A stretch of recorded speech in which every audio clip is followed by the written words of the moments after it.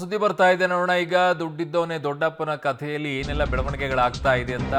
ಪರಪ್ಪನ ಅಗ್ರಹಾರ ಜೈಲಿನಲ್ಲಿ ದರ್ಶನ್ಗೆ ರಾಜಾತಿಥ್ಯ ವಿಚಾರ. ನಟ ದರ್ಶನ್ ಜೊತೆಗೆ ಪವಿತ್ರ ಗೌಡ ಹಾಗೂ ರಾಜಾತಿಥ್ಯ ಸಿಗ್ತಿತ್ತ.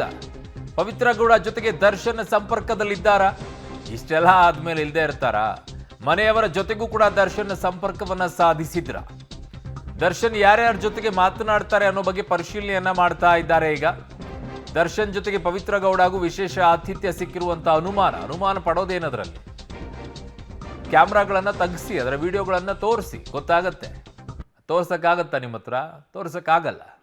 ಅದಕ್ಕೆ ಹೇಳ್ತಾ ಇರೋದು, ಜೈಲಿನಲ್ಲಿ ಕ್ಯಾಮ್ರಾಗಳನ್ನು ಅಳವಡಿಸಿ ನಿಮ್ಮ ಜೈಲಿನ ವೆಬ್ಸೈಟ್ಗಳಲ್ಲಿ ಅದನ್ನ ಲೈವ್ ಆಗಿ ಬಿಟ್ಟುಬಿಡಿ. ಕಂಟಿನ್ಯೂಸ್ ಆಗಿ ಲೈವ್ ಫೀಡಲ್ಲೇ ಇರಲಿ, ಲೈವಲ್ಲೇ ಇರಲಿ. ಅದು ಏನಾಗೋದಿದೆ ಗೊತ್ತಾಗಬೇಕು. ಜೈಲಲ್ಲಿ ಹೇಗಿರುತ್ತೆ, ಯಾವ ರೀತಿಯಾದಂಥ ವ್ಯವಸ್ಥೆಗಳಿರುತ್ತೆ ಅಂತ ಹೇಳಿ ಕೊಡಿ ಅದನ್ನು, ಫೀಡನ್ನು. ಕಳ್ಕೊಳ್ಳುವಂಥದ್ದು ಏನಿದೆ ಅದರಲ್ಲಿ? ಈ ರೀತಿಯಾಗೆಲ್ಲ ನೀವು ವ್ಯವಸ್ಥೆಯನ್ನು ತೋರಿಸೋದಾದರೆ ಮತ್ತೆ ಅವ್ರಿಗೆ ಹಕ್ಕುಗಳ ಉಲ್ಲಂಘನೆ ಆಗಿಬಿಡುತ್ತೆ, ಅವ್ರ ಸಮಸ್ಯೆ ಆಗ್ಬಿಡುತ್ತೆ. ಏನು ಮಣ್ಣು ಸಮಸ್ಯೆ ಆಗೋದಿಲ್ಲ. ಆಚೆ ಮಾತ್ರ ಬಿಲ್ಡಪ್ ಕೊಟ್ಕೊಂಡು ಇವ್ರಿಗೆ ಅಲ್ಲಿಲ್ಲ, ಅದು ವ್ಯವಸ್ಥೆ ಇಲ್ಲ, ಈ ವ್ಯವಸ್ಥೆ ಇಲ್ಲ ಅನ್ನೋದು, ಒಳಗಡೆ ಎಲ್ಲ ವ್ಯವಸ್ಥೆ ಕುತ್ಕೊಳ್ಳೋದು. ಅದಕ್ಕೆ ಆಚೆ ಬಂದವನು ಫಸ್ಟ್ ಒಳಗಡೆ ಹೋಗೋಕ್ಕೇನೆ ಇಷ್ಟಪಡ್ತಾನೆ. ಅವನೆಂಥ ರೌಡಿ ಶೀಟ್ರ್ ಇದ್ರೂ ಮತ್ತೆ ಮನಸ್ಸು ಪರಿವರ್ತನೆ ಆಗೋದಿಲ್ಲ. ಆಚೆ ಬರ್ತಾನೆ, ಎಲ್ಲ ವ್ಯವಸ್ಥೆ ಮಾಡ್ಕೊಳ್ತಾನೆ, ಮತ್ತೆ ಒಳಗಡೆ ಹೋಗ್ತಾನೆ. ಅದೊಂಥರ ಸೇಫ್ ಜಾಗ ಆದಂಗೆ ಆಗ್ಬಿಟ್ಟಿದೆ, ಒಂಥರ ರೆಸ್ಟ್ ತಗೊಳ್ಳುವಂಥ ಜಾಗ.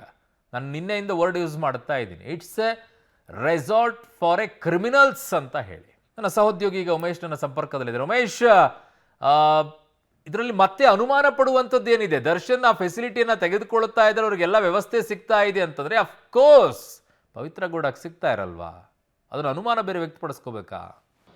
ಅರುಣ್, ನೆನೆ ಯಾವಾಗ ಈ ರಾಜಾತಿಥ್ಯದ ಈ ಫೋಟೋ ಏನು ವೈರಲ್ ಆಗ್ತಾ ಇದೆ, ಈ ನಂತರದಲ್ಲಿ ಇವಾಗ ಜೈಲಧಿಕಾರಿಗಳು ಕೂಡ ತಲೆದಂಡ ಆಗಿರುವಂಥದ್ದು. ಅದರ ಬೆನ್ನಲ್ಲೇ ಹಿರಿಯ ಅಧಿಕಾರಿಗಳು ಕೂಡ ಈಗ ಪರಪ್ಪನಗರದ ಎಲ್ಲ ಸೆಲ್ಲಿಗೂ ಭೇಟಿ ನೀಡಿ ಪರಿಶೀಲನೆ ಮಾಡ್ತಾ ಇರುವಂಥದ್ದು. ಪರಪ್ಪನಗರ ಸೆಲ್ನಲ್ಲಿರುವಂಥ ಈ ರೇಣುಕಾಸ್ವಾಮಿ ಕೊಲೆ ಆರೋಪಿಗಳೇನಿದ್ದಾರೆ ಎಲ್ಲರನ್ನೂ ಕೂಡ ಅವ್ರು ಎಲ್ಲೆಲ್ಲಿ ಸೆಲ್ಲಲ್ಲಿದ್ದಾರೆ ಅಲ್ಲಿ ಪ್ರತಿಯೊಂದು ಸೆಲ್ಲಲ್ಲೂ ಕೂಡ ಪರಿಶೀಲನೆ ಮಾಡ್ತಾ ಇರುವಂಥದ್ದು. ಅವರ ಬಳಿ ಏನೆಲ್ಲ ವಿಶೇಷ ಸವಲತ್ತುಗಳು ಕೊಟ್ಟಿದ್ದಾರೆ, ಅವ್ರ ಬಳಿ ಮೊಬೈಲ್ಗಳಿದೆಯಾ ಅಥವಾ ಬೇರೆ ಏನಾದರೂ ವಿಶೇಷ ಸವಲತ್ತುಗಳು ಕೊಟ್ಟಿರುವಂಥ ವಸ್ತುಗಳು ಪತ್ತೆ ಆಗಿದ್ದಾವೆ ಅನ್ನೋದ್ರ ಬಗ್ಗೆ ಪತ್ತೆ ಮಾಡ್ತಾ ಇರುವಂಥದ್ದು. ಯಾಕೆಂದರೆ ಇವತ್ತು ಏನು ಮಾಧ್ಯಮಗಳಲ್ಲಿ ಬರ್ತಾ ಇದೆ, ವಿಡಿಯೋ ಕಾಲ್ಗಳು ಮಾಡಿರೋದಾಗಿರ್ಬೋದು, ಅವರ ಫೋಟೋ ಆಗಿರ್ಬೋದು, ಎಲ್ಲವೂ ಕೂಡ ಗೊತ್ತಾಗ್ತಾ ಇರುವಂಥದ್ದು. ಹಾಗಾಗಿ ಇವರು ರೌಡಿ ಶೀಟರ್ಗಳ ಹತ್ರ, ಅಪರಿಚಿತರ ಹತ್ರ ವಿಡಿಯೋ ಕಾಲ್ನಲ್ಲಿ ಮಾತಾಡ್ತಾರೆ, ಅವ್ರ ಜೊತೆ ಸೆಲ್ಫಿ ತಗೋತಾರೆ. ಅಂದರೆ ಇನ್ನು ಆಪ್ತರು, ಸಂಬಂಧಿಕರು, ಸ್ಟಾರ್ ನಟರ ಜೊತೆಗೆ ಯಾಕೆ ಮಾತಾಡಿರಲ್ವಾ ಅನ್ನೋ ಅನುಮಾನ ಕೂಡ ಈಗ ಕಾಡುವಂಥದ್ದು.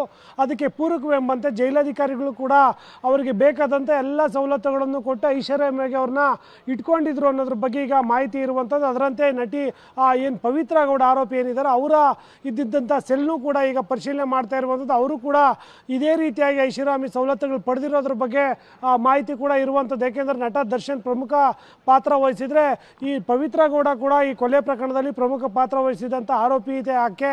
ಹಾಗಾಗಿ ಆಕೆಗೂ ಕೂಡ ಅಗತ್ಯ ಸವಲತ್ತುಗಳನ್ನು ಕೊಟ್ಟಿರ್ತಾರೆ. ಈ ಏನು ಮನೆ ಊಟ ಏನು ಹೋಗ್ತಾ ಇತ್ತು ಅಂದರೆ ಬೇರೆ ಪ್ರಭಾವಿ ವ್ಯಕ್ತಿಯ ಮನೆ ಊಟ ಏನು ಹೋಗ್ತಾ ಇತ್ತು ಅಂತೇನು ಆರೋಪ ಕೇಳಿ ಬರ್ತಾ ಇದೆ, ಆ ಊಟ ಈಕೆಗೂ ಏನಾದರೂ ಹೋಗ್ತಿತ್ತ ಅನ್ನೋ ಅನುಮಾನ ಕೂಡ ಇರುವಂಥದ್ದು. ಹಾಗಾಗಿ ಆ ನಿಟ್ಟಿನಲ್ಲೂ ಕೂಡ ಹಿರಿಯ ಅಧಿಕಾರಿಗಳು ಈಗ ಪರಪ್ಪನಗರ ಸೆಲ್ನಲ್ಲಿ ಎಲ್ಲ ರೀತಿಯ ಪರಿಶೀಲನೆ ಮಾಡ್ತಾ ಇರುವಂಥದ್ದು. ಅರುಣ್, ಬಟ್ ಪರಿಶೀಲನೆಯಲ್ಲೆಲ್ಲವೂ ಮಾಡ್ತಾರೆ, ಎಲ್ಲವೂ ಕೂಡ ಓಕೆ.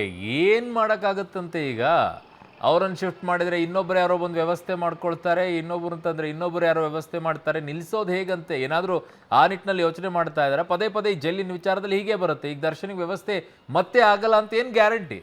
ಅರುಣ್, ಅದನ್ನು ಈಗಲೇ ಏನು ಹೇಳಕ್ಕೆ ಬರೋದಿಲ್ಲ. ಯಾಕೆಂತಂದರೆ ಇಂಥ ಘಟನೆಗಳು ಪ್ರತಿ ಬಾರಿ ನಡೆದಂಥ ವೇಳೆಯಲ್ಲೂ ಕೂಡ ಅಲ್ಲಿಗೆ ಇರುವಂಥ ಕೆಳ ಸಿಬ್ಬಂದಿಗಳೇ ಏನು ಸಸ್ಪೆಂಡ್ ಆಗುವಂಥದ್ದು, ಅವ್ರನ್ನೇ ಇವರು ವರ್ಗಾವಣೆ ಮಾಡುವಂಥದ್ದು. ಉಳಿದಂತೆ ಆಯಕಟ್ಟಿನ ದೊಡ್ಡ ಮಟ್ಟದಲ್ಲಿ ಅಂದರೆ ಹಿರಿಯ ಅಧಿಕಾರಿಗಳೇನಿರ್ತಾರೆ ಅವ್ರು ಯಾವುದೇ ಕಾರಣಕ್ಕೂ ಕೂಡ ಅವ್ರಿಗೇನು ಸಮಸ್ಯೆ ಆಗೋದಿಲ್ಲ. ಆ ನಿಟ್ಟಿನಲ್ಲಿ ನಿಟ್ಟಿನಲ್ಲಿ ಇವರು ಕೂಡ ಕ್ರಮ ಕೈಗೊಳ್ಳಲ್ಲ.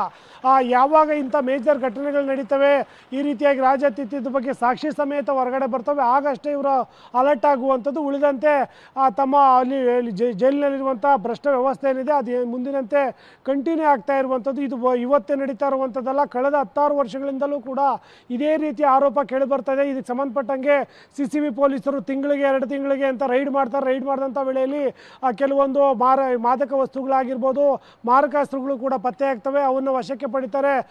ಸಂಬಂಧಪಟ್ಟ ಅಧಿಕಾರಿಗಳಿಗೆ ನೋಟಿಸ್ ನೀಡ್ತೀವಿ ಅಂತಾರೆ. ಆದರೂ ಯಾವುದೂ ಕೂಡ ಪ್ರಯೋಜನ ಆಗಿಲ್ಲ. ಅದರ ಮುಂದುವರೆದ ಭಾಗವೇ ಈಗ ಆ ಕೊಲೆ ಆರೋಪಿಗಳಿಗೆ ಇಷ್ಟೊಂದು ಮಟ್ಟದ ಐಷಾರಾಮಿ ಎಲ್ಲ ವ್ಯವಸ್ಥೆ ಮಾಡಿಕೊಟ್ಟಿರುವಂಥದ್ದು, ಅದನ್ನು ಯಾವಾಗ ಸಾಕ್ಷಿ ಸಮೇತ ಸಿಕ್ಬಿಡುತ್ತೆ. ಈಗ ಸಂಬಂಧಪಟ್ಟ ಗೃಹ ಸಚಿವರಾಗಿರ್ಬೋದು, ಹಿರಿಯ ಅಧಿಕಾರಿಗಳೆಲ್ಲರೂ ಕೂಡ ಈಗ ಆಕ್ಷನ್ ತಗೊಂಡು 7 ಜನರನ್ನ ಸಸ್ಪೆಂಡ್ ಮಾಡಿರುವಂಥದ್ದು.